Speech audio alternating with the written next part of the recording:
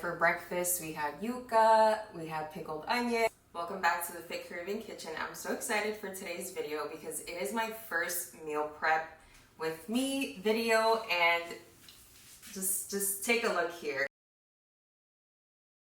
If you're someone who doesn't necessarily love to meal prep because you hate eating the same thing every single day, I feel you. If you're someone who loves to eat Caribbean food but also understand that you need to maybe add a few more veggies to your favorite Caribbean dishes, this is going to be the perfect video for you. So there's no need to feel intimidated. You can find inspiration through any of these meals, and maybe you pick one thing that you want to adapt or take with you or start to implement within your own meal prep routine. And yeah, let's get this started. So let's get right into it.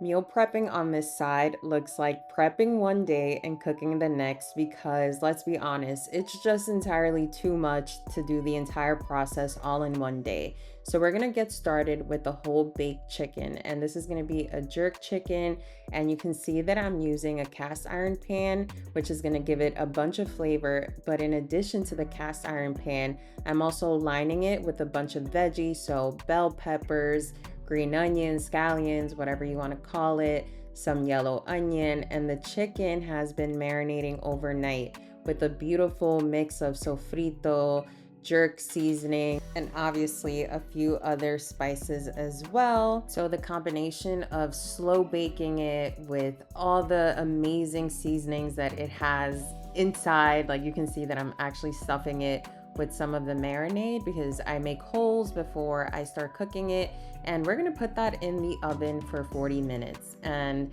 while that's cooking, the magic of meal prepping is doing multiple things at once. So we're gonna go ahead and wash our jasmine rice. I'm using 2 cups here, but you can use whatever amount makes sense for you. I love rice and basically eat rice almost every day, and I wash my rice. Just like my chicken, I'm washing my rice. I don't know what to tell you.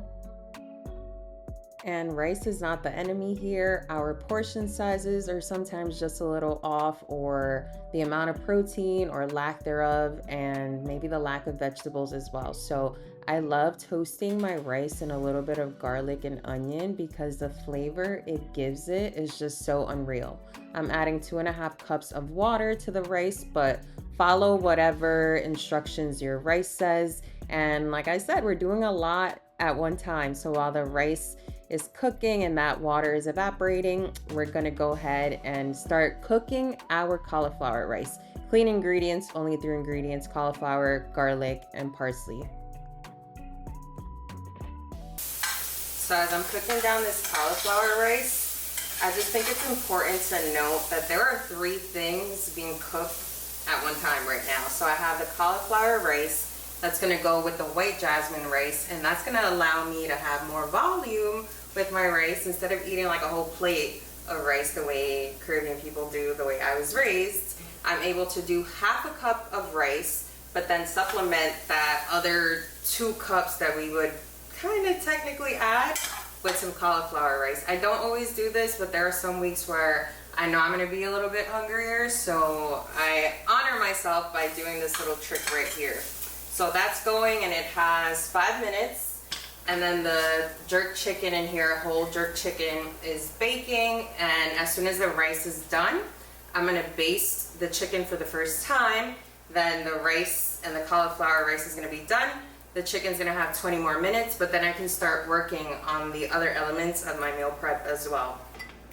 So the key to making your cauliflower rice not turn into cauliflower mash is to cook it on high heat. High heat, 5 minutes, constantly tossing. And of course, you need to season it a little bit more. It doesn't come with any salt, so a little bit of salt. And even though this is a parsley and garlic flavor cauliflower rice, it just don't be giving. So we're just adding a little bit of powdered seasonings. If you want, you can do fresh garlic here as well, but remember the white rice already has garlic in it, and I mean, there's never too much garlic, but This is what we're messing with right now. So now our cauliflower rice is done. We can dish it, fluffing out our rice for the last 5 minutes. You already know you gotta fluff it, put the top back on and come back to it in 5 minutes. And then I'm basting the chicken here for the first time, meaning that 40 minutes have gone by. You can watch my whole baked chicken recipe video for the exact method I use for baking juicy, delicious Caribbean style baked chicken. And now we can just dish the rice too. So you can see that things are moving along and everything looks delicious, fluffy. Y'all see the texture in that rice? I love jasmine rice.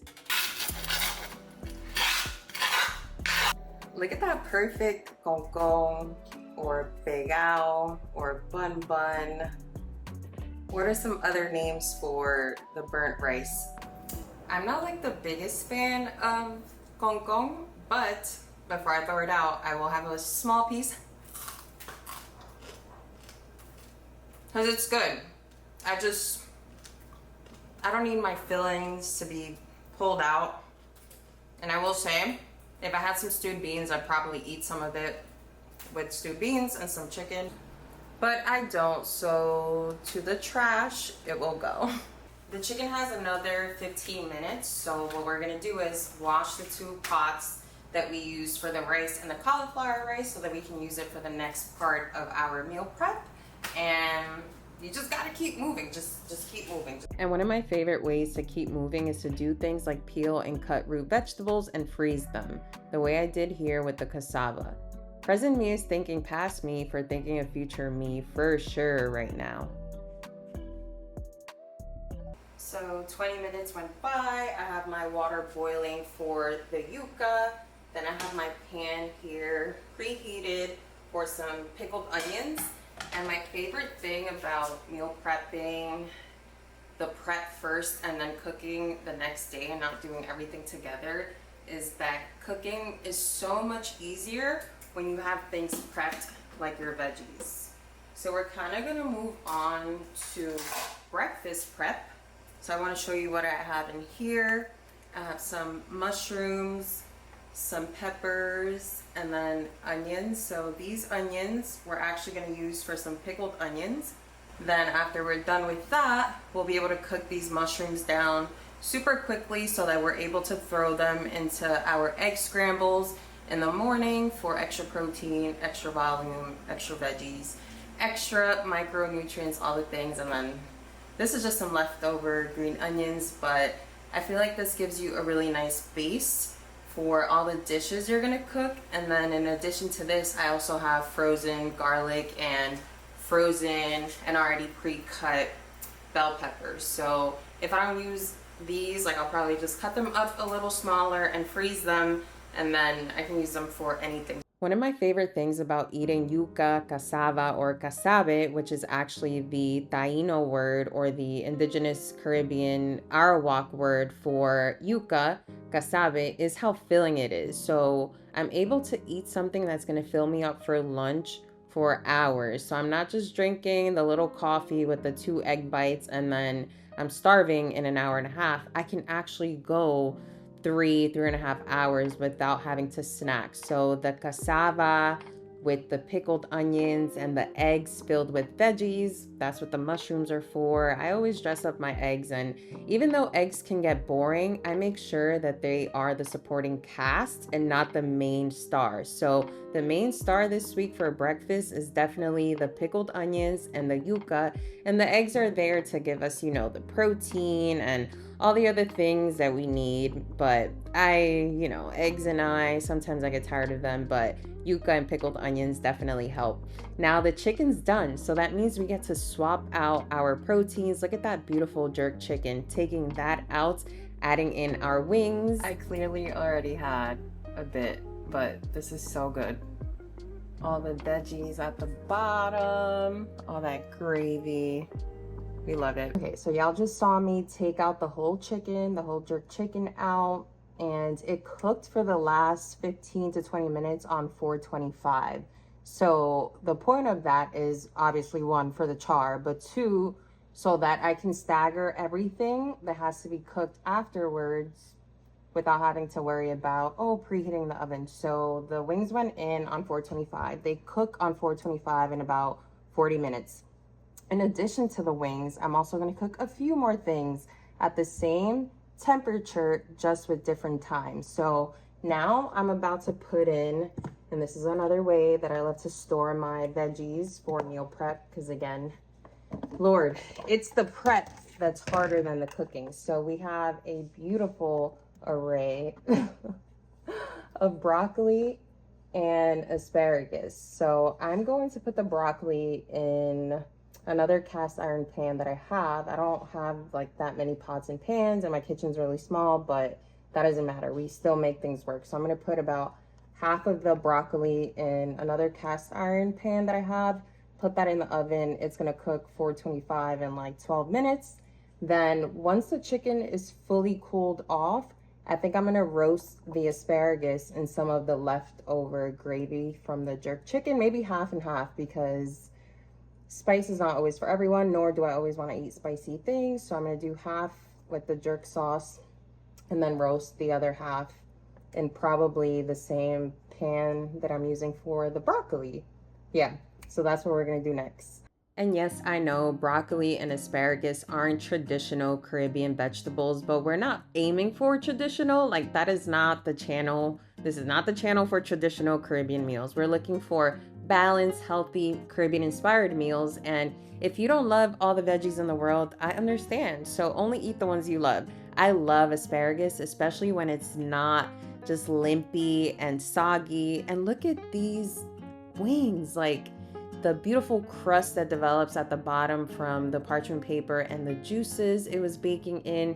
No deep frying necessary. Tender, delicious, filled with flavor. So good. Okay, last two things, some potatoes and salmon. They're both gonna go in the oven for 25 staggered times, and then we're done with this meal prep. Yo, is she really gonna keep going? Yes, I am, but I promise you this is the end of it, the end of the meal prep. And again, if this seems intimidating, you don't have to do any of this. Maybe you just take this technique of prepping your potatoes the day before by letting them sit in a container with a lot of water that's cold and ice, and they will not oxidize. Maybe that's just the little trick you get from this video, and that is perfectly okay. So potatoes are gonna go in the oven. Everything is still cooking, baking at 425.